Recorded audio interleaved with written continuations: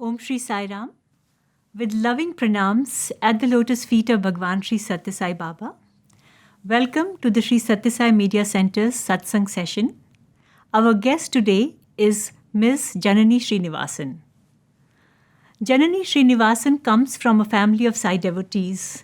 Bhagawan was the family deity for the Srinivasan family well before Janani was born. Her father, Professor Srinivasan, was appointed by Bhagawan Baba as the head of the physics department at the Sri Sathya Sai Institute of Higher Learning in 1983, where he continued to serve till 2002. Janani did her entire schooling at the Sri Sathya Sai Higher Secondary School, Prasanthi Nilayam, and completed her grade 12 in 1996. Thereafter, Janani Srinivasan pursued her BSc at Bangalore University and her MBA at the Rotman School of Management in Toronto, Canada. She served at a leading Canadian bank for 17 years. Currently, Ms Janani Srinivasan resides in Princeton, New Jersey in the United States. Sai Ram Janani, and welcome to the Sri Sathya Sai Media Center. Sai Ram, it's a great pleasure to be here. And it's good to have you. Thank you very much. You joined Swami's school in 1984, an impressionable young 6-year-old. When you look back in hindsight, what is the landscape that comes to mind? So there's this book, Adventures in Sai Wonderland, this Adventures of Frankie. So the Puttaparthi of that era was very much like that. The darshan ground that you see today was filled with this beautiful sand.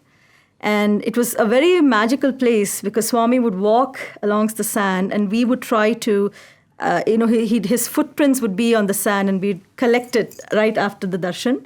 And because we believed that the sand had curative properties. And it was a great thing for us.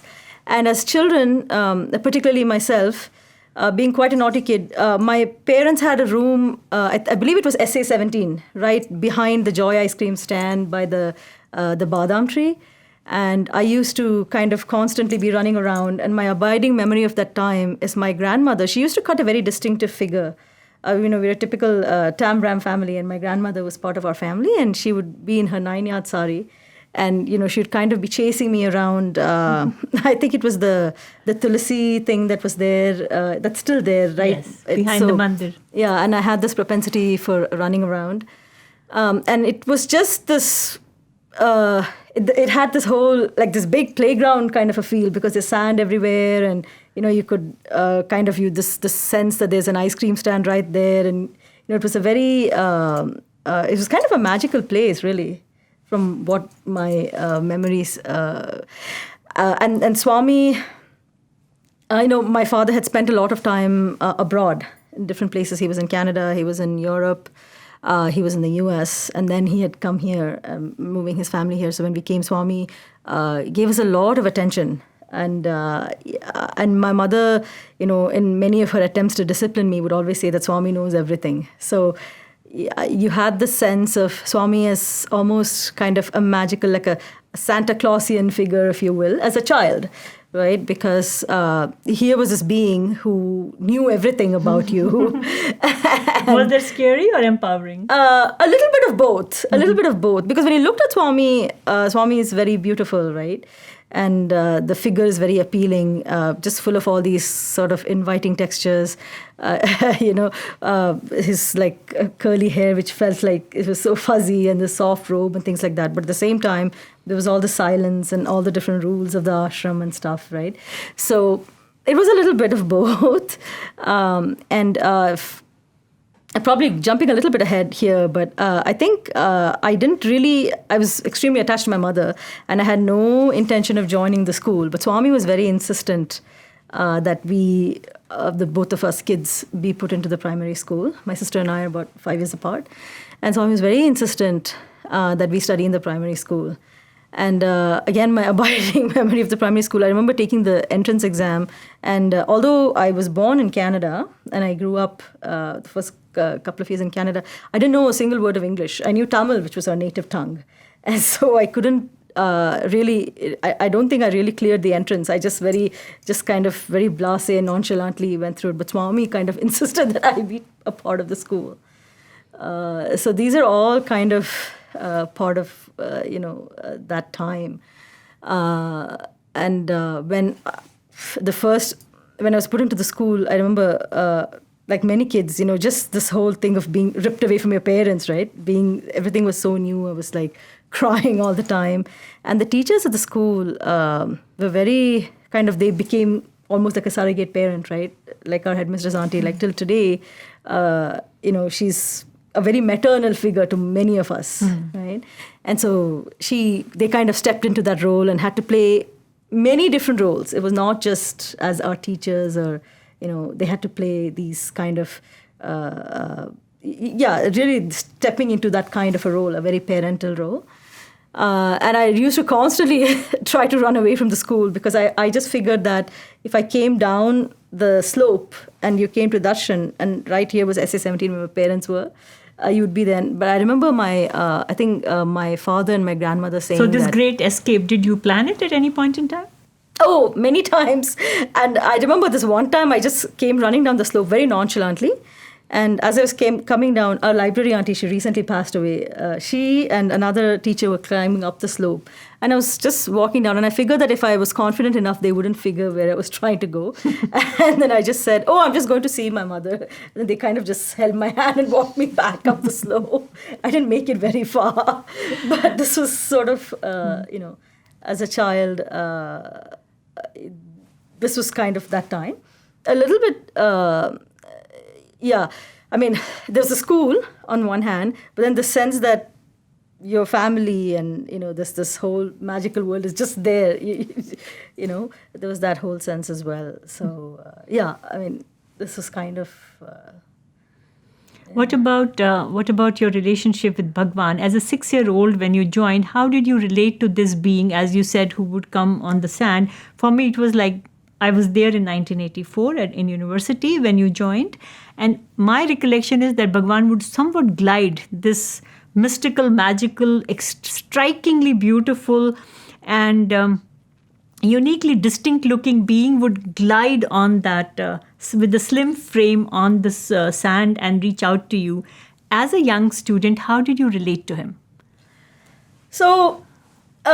if you can recall any interactions that you've had with Bhagawan in your definitely. childhood? I think it must have been one of the early interviews that we got as a family. I still remember the whole atmosphere in the interview room. It was pretty charged because, first of all, there's this whole, you felt you were chosen, right? Because you would be called at random. And Swami called my father and then he said, call the family. And so somebody signaled to us and then all of us went along. It was my mother, my sister, my grandmother, and myself. So it's a family interview. And so in the interview room, again, because my mother had always said, Swami knows everything. So I was kind of doing a quick mental audit of what was the last naughty thing that I did that I might get into trouble for. There was that sense. And then there was also the sense of anticipation and the sense of being very special, at that point, like that you were in for a very momentous thing. That awareness was there at that time. And so, anyways, and so we were in the main interview room, and then I remember Swami, he kind of waved his palm, and then he had something in his hand like this, and so he kind of held his fist this way, and my sister, Swami is very, the people intelligence of Swami is very striking, right? He didn't want my sister to kind of be left out, so he said, what is in my hand? And she was kind of a little bit of a smart cookie, so she kind of said, earrings. And then Swami said, the whole world is in my hand. And as a child, that was just a literal statement, right? You just believed that the whole world is in your hand. And then he took me onto his lap and he made her hold one. So he would materialize them as these threads. And he made like a wire. Like a gold wire. Like a gold, like a gold wire. And and the thing is, typically in our tradition, in most Indian traditions, I guess, children's ears are pierced by the time they're about a year old. But I had this very low threshold for pain and I would always raise the roof. So Swami had noticed that. And so he wanted to pierce my ears. So he actually pierced my ears and he used this thread and he said, no blood, no pain. And I was kind of wincing and it was right. There was no blood or pain because I was just, imagining that it would be there, waiting for it, and it wasn't there. And then he materialized a laddu, and it was like dripping with ghee. And he said, because in our culture again, when you do that, the karna vedanam, right? That's the Sanskrit word for it. It's an important samskara, and you make something sweet and distribute it as prasad. So he gave that laddu, and my mother, I don't remember this particular thing, but my mother remembers it as being pretty warm and dripping with ghee. And he told everybody to share it. And then he said, make payasam and have, he said to the rest of the family. And so this was the thing, sitting on Swami's lap, having my ears pierced. These were the memories that kind of were there at that point and were told to me again and again. So I could remember, all of the intensity with which, that incident happened at that time. And Swami would talk to me. He would ask me my name. He would say, what's your name? I would answer in Tamil. And then he would ask me something in Tamil, and then I would reply again in English. And then he would say, I'm talking to you in Tamil and you're saying something in English. I'm saying something in English and you're saying something in Tamil. So it was just this very, almost like a very friendly elder in your family. Somebody... a kind household presence, that's the kind of way that I remember Swami as being a very small child. And then he actually this locket he materialized for my mother. It was an Ashtalakshmi thing, and then he materialized an emerald set ring for my father. And then the thing is a locket with Shirdi Baba in front and Om the back for my sister. So he had something for everyone in the family. Nice. Yeah. So from being this gift-giving Santa Claus, right, exactly, Claus-esque person in your life, as you grew from grade 1 up, how did your relationship or understanding of who Bhagawan was evolve? Yeah. So this phrase, they say this about. The words of the guru is like a mantram, right? And this word, this no blood, no pain, it kind of functioned almost like a talisman in my life. At various points in my life, I saw it play out. At the time, I may not have realized it in so keen a fashion, but in retrospect, it was like, oh, this is what he meant by this no blood, no pain, was not just kind of a throwaway statement. It actually worked as a charm. So what had happened was, for example, in the primary school, now first grade, I'm just going to fast forward to the 12th grade. And sometime around, I would say the January, February time frame. Yeah, 1996. Yeah, around that time, I had started to have these immobilizing joint pains. And nobody knew what the reason was. And the school authorities no one knew basically what it was and what to attribute it to. So somebody had told my father that, so initially we went to a specialist in Bangalore, and the specialist first thought it was an orthopedic problem. But then it turns out that it wasn't. It was actually something related to the heart. It was something called rheumatic fever. Okay. It starts with sore throat, and then it progresses to the joints, and then the next thing is it affects the heart. So somebody told my father, Swami has built this super specialty. Why don't you take your daughter there? And at first my father was hesitant because he was always of the view that this was built for, people, those that are really needy and unfortunate, it's not for those of us who can afford it. But somebody said, no, sir, all of us are Swami's children. You shouldn't think of it in that way. And so he went to Whitefield at the time and gave a letter to Swami. And then this whole kind of contingent of school authorities, parental figures, myself, we all trooped back. Now, what's happened is, by now, it's the next week, the board exams are going to start. This is the 12th board exam, the life-defining board exam. And I was taken to, and Dr. Ramnath Iyer, I think he's still there. Yes, very much so. At the time, he was a young resident that was just starting. He was just, and he actually, and his team of doctors, they caught this. And they said that this is rheumatic fever. And they said, if you had come maybe a week later, if you'd come even a little later, it would have presented as a heart condition. And that I would have had to have heart surgery. So, but luckily it was caught in time. And they said, why? There's no reason why she should lose a whole year of school. So it was like the best, my sister, kind of the family, which she said, you have the best condition because she said, you're sick enough to get attention, but well enough to enjoy it. Because I was in the cardiac critical care unit, looking back, but no surgery. No surgery. Thank God. I had to be driven to the examination hall. I sat in the principal's office and gave my exam by myself. VIP student. Right, because I couldn't climb the stairs and all of that stuff. So, and then I was driven back to the hospital. And then my classmates would make periodic visits to the hospital, which was a fun trip for them too, because the hospital had just been built. And so they would come and visit me. So, it was it could have been an extremely harrowing situation, but it became this... Like a picnic-like thing. Essentially, right? And for some years after that, I had to be on some penicillin medication and stuff like that. But the theme was this no blood, no pain, right? There was no surgery. And, so I always, to me, that was, it struck me later that, oh my God, this is what's been functioning as a talisman in my life. That is grace, right? Yeah. Absolutely. Sometimes, the obvious ones, like you said, so he's actually materializing something or giving it to you. So those are the things that are very obvious, right?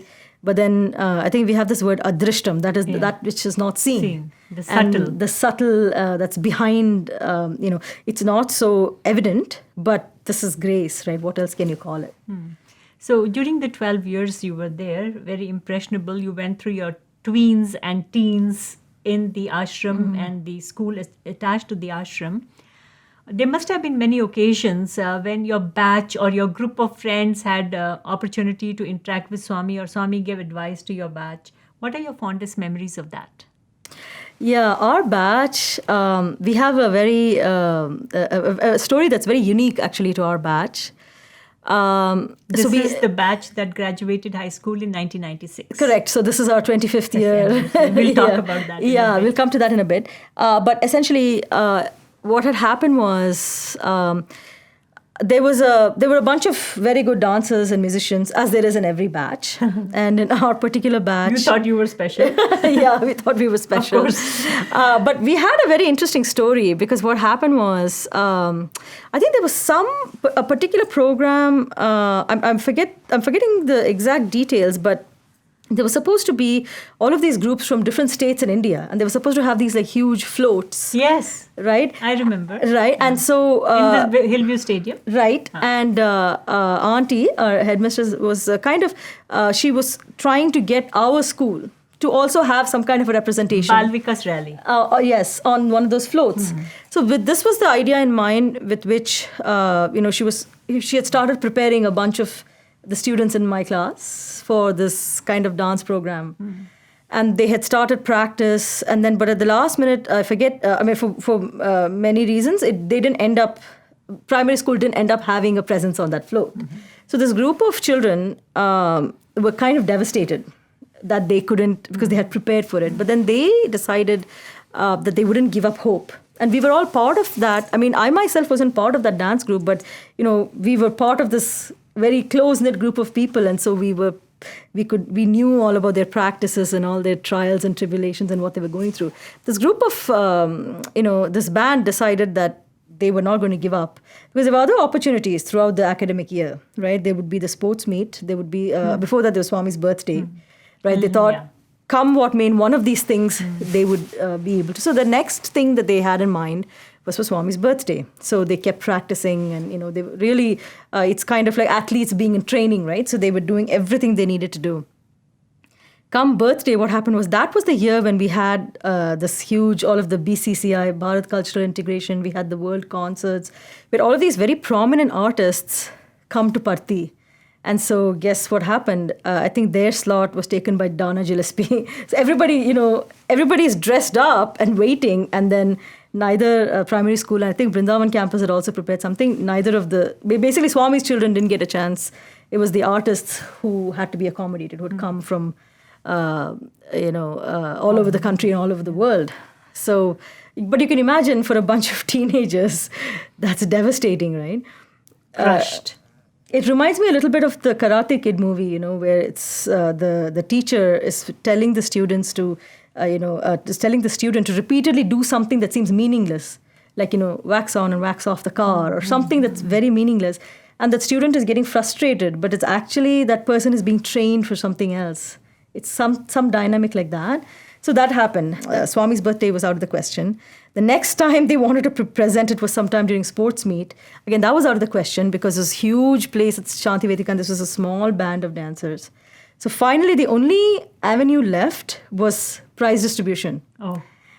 And by then... Sankranti time, January. Correct. And that was only in the school. And the students were determined to do it.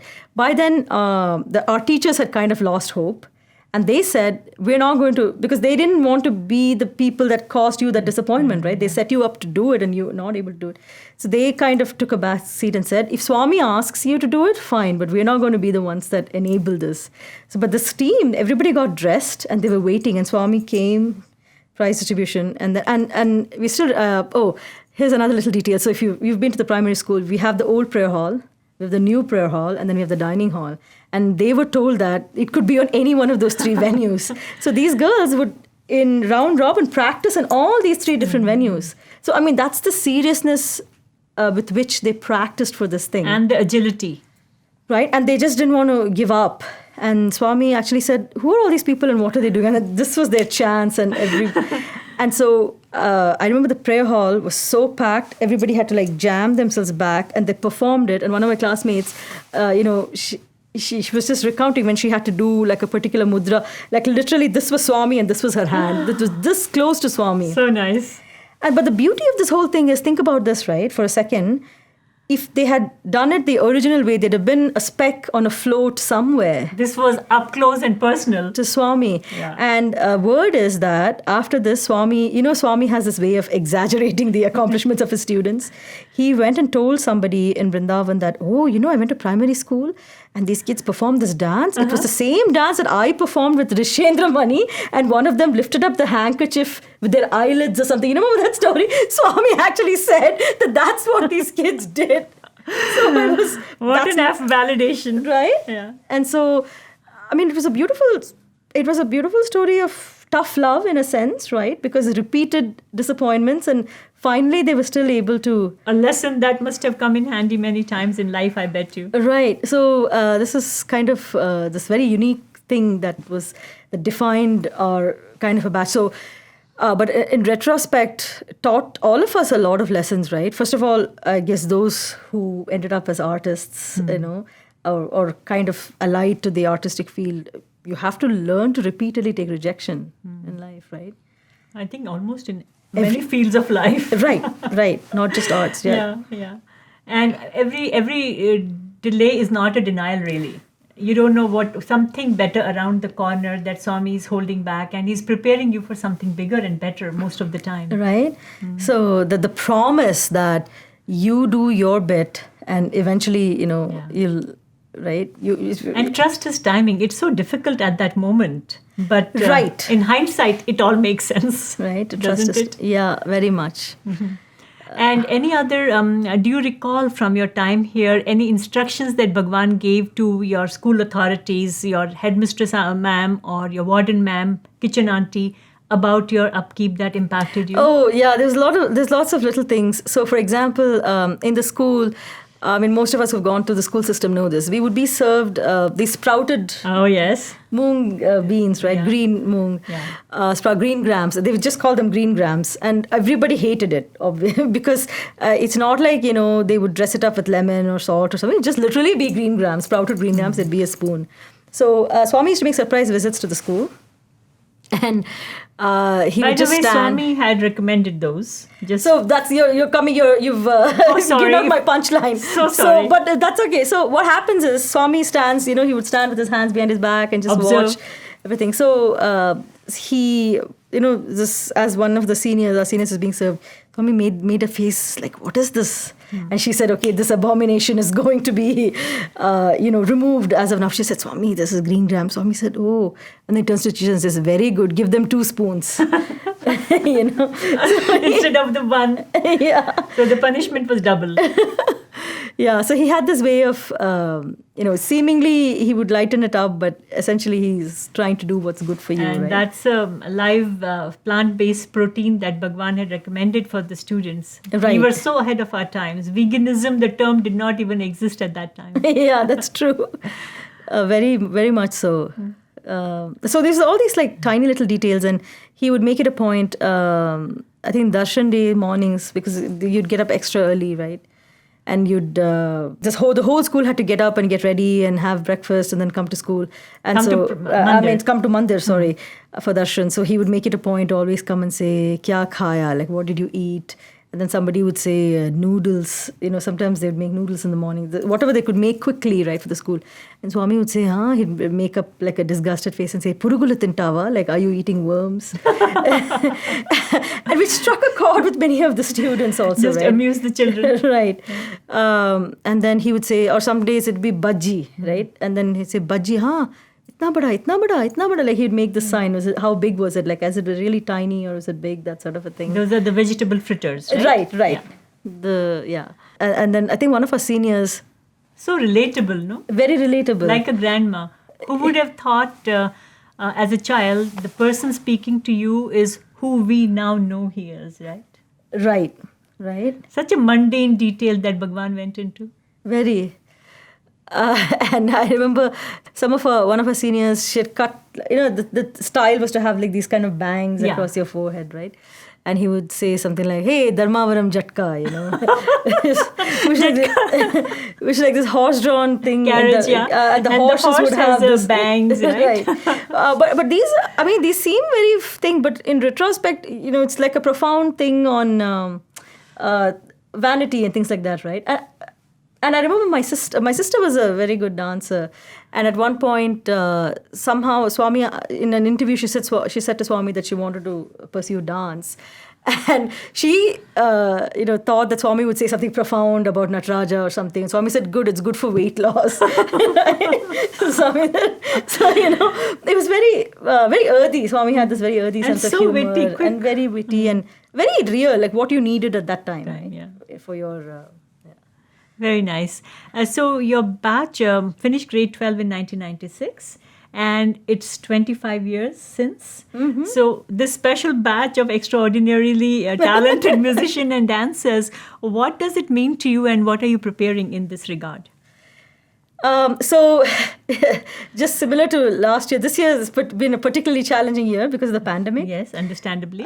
So I don't want to give away too much, but we've been told to have two kinds of offerings. One, a virtual one, and one in person. Mm-hmm. So we've kind of we've tried to be sort of the IKEA of script. We've tried to make it very modular in terms of everything we want to do.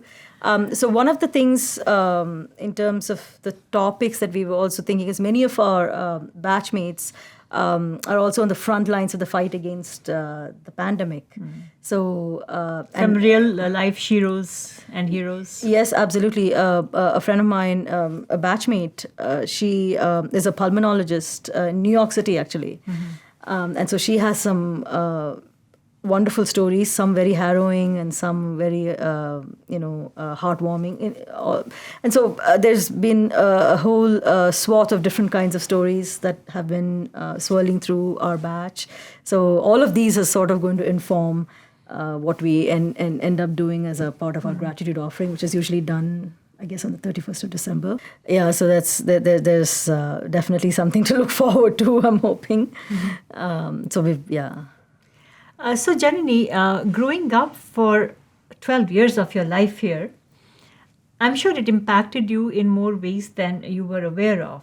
When you went on outside of the ecosystem of Prasanthi Nilayam, first to Bangalore, a college associated with the Bangalore University, then to a business school associated with the University of Toronto, and then you pursued banking for 17 years.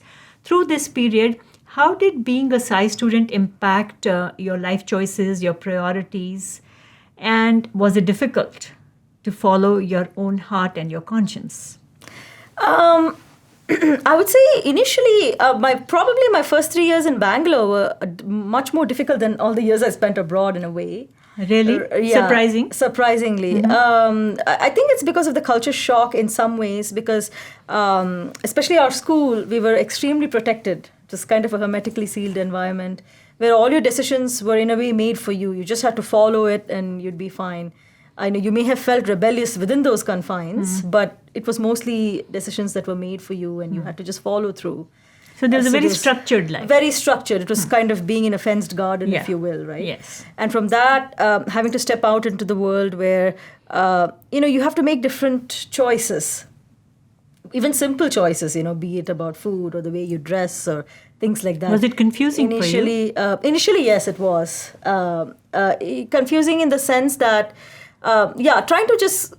it's almost like trying to find your balance, if you will, like trying to find your footing, if you will. So there was a sense of that.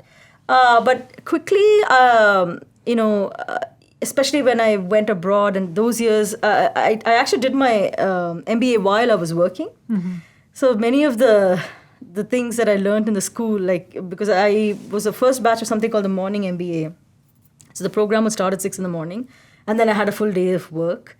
So a lot of multitasking. Yeah, some of those things came in handy, like the years of waking up early and then, going one after the other, that sort of thing. Those things came in handy. But I think the sense of freedom that comes from being deeply anchored to something so much larger than yourself, I think that kind of stayed with me throughout. So, for example, if there are,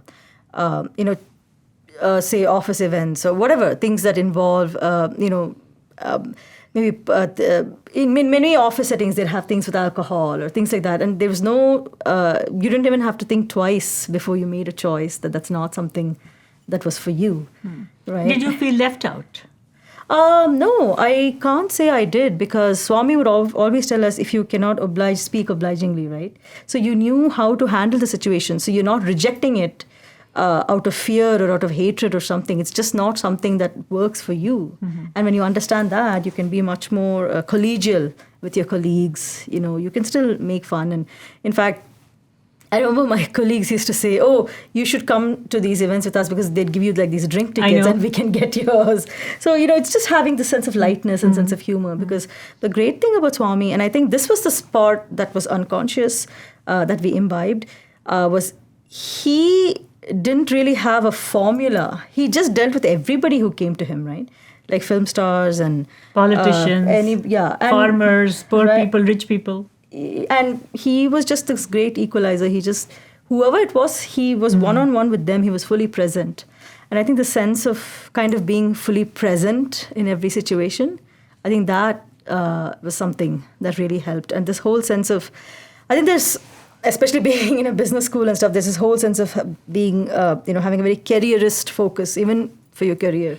But I think Swami helped me, or the education that we went through, consciously or unconsciously, helped, at least for me, make the distinction between a career versus an occupation, right? And elaborate, please.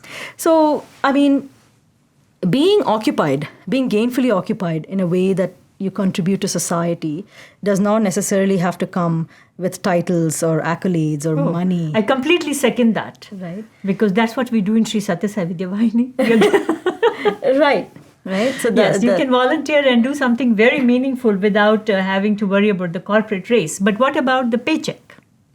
Right. I mean, I believe that one need not have to grasp it so harshly, right? You do your job.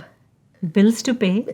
Right. But you I mean, I don't know. I mean, I can't say from within my circle of people that anybody that I know has struggled has had to do some extraordinary things outside of their comfort zone or against their values and against their principles to make a paycheck, right? So you could still, you could balance those two. It's not, they're not mutually exclusive, right? So that's what I feel. There's just a sense of playfulness and a sense of, you don't have to grip something so harshly, like I need it at any cost kind of a thing. You can just kind of, life is a game, play it sort of a thing. Just take it lightly do your best, you get something. Okay, it may work, it may not work, but you move on. You don't kind of let it define you or let it, bog you down. In that sense. So during the 17 years that you were working with the leading Canadian bank as a banker in Canada, were you ever in a position of conflict in your values? I can't say. I can't say that I was, but I could have been. As in, I could anticipate situations, where I may have been in the. So, for example, I had lots of colleagues they have this whole thing that, especially in North America, in a capitalist economy, they would say that you have to demand promotions or you have to demand raises. But I remember Swami always telling us that never ask for stuff, like never, be in a situation where you're kind of begging for stuff, or he taught us to have this sort of confidence. And I can say this throughout my career, I've never actually asked for something, right? I've been assertive and clear about what it is that I have delivered to something, or the role that I have played, but I've never actually said, hey, I need a bigger raise because so-and-so had this raise, or I need a promotion because so-and-so had this promotion, or I've been here for this much time. And that's something that has been noticed both by my peers in a positive way. Mm-hmm. It's been noticed and it's been recognized. So people, you may not get like a straight ascent, but you go sort of like a spiral, right? You move across the organization, you make friends, you make connections. It's been about 5 years now since I quit my bank job when I moved to Princeton. But even now, I can pick up the phone and call some of my colleagues, and it's as if I've never left. So I have that kind of a connection with people. And very nice. What you say resonates with what I recently read about Indra Nooyi mentioning in her autobiography, that she never felt comfortable asking for a raise. Now that raised a lot of controversy because a lot of people said you can afford to say that. But I think it's a cultural thing also. Many of us may not feel comfortable kind of demanding it. And I think that sobriety and restraint was reinforced by Swami, because we always knew that whatever you do is known to him. Right. And this whole karmanyeva adhikar is there, right? Ma phaleshu kadashana. Do your best, you have and to, don't get fixated on your results, right? Right.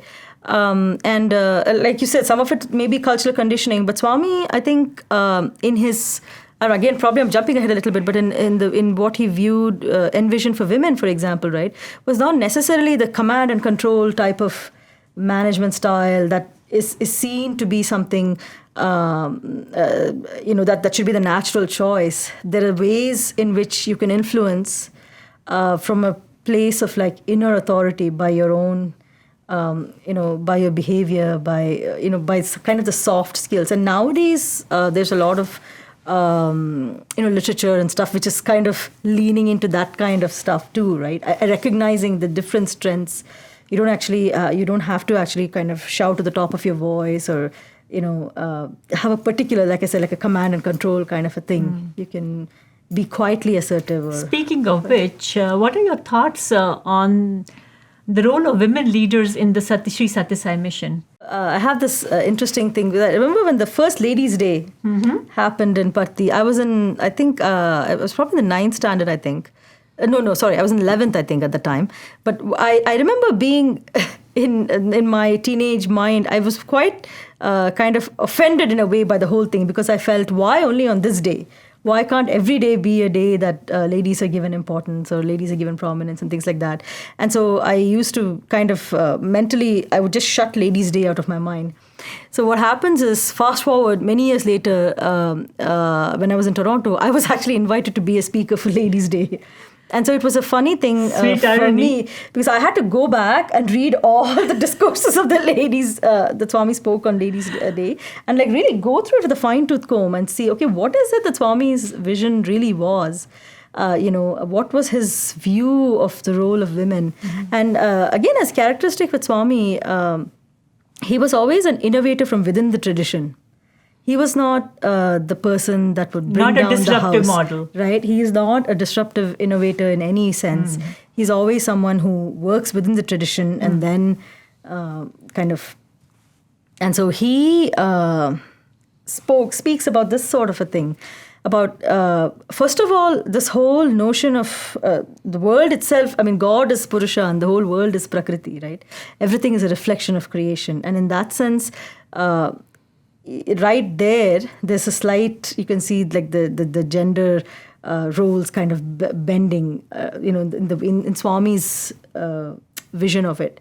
So and then from there he would go on to say that the roles that men and women play, they are for the benefit of society, right? So at every given time, he would say it's not that women should not work outside the home, or it's not that women should not have positions of authority, but he would say that the family unit as a basic building block of society, to strengthen that, what is it that women need to do? In other words, Swami was not very prescriptive. That was my reading of the whole thing. Swami is not extremely prescriptive saying do this or don't do that.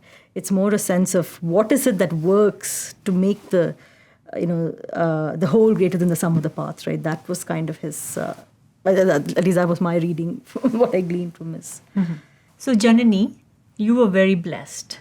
12 glorious years at the lotus feet, ability to talk to Swami, touch his lotus feet, hear him speak, and perform for him. But these schools or educational institutions that Swami has built, these are his living legacies, and they will go on forever and ever.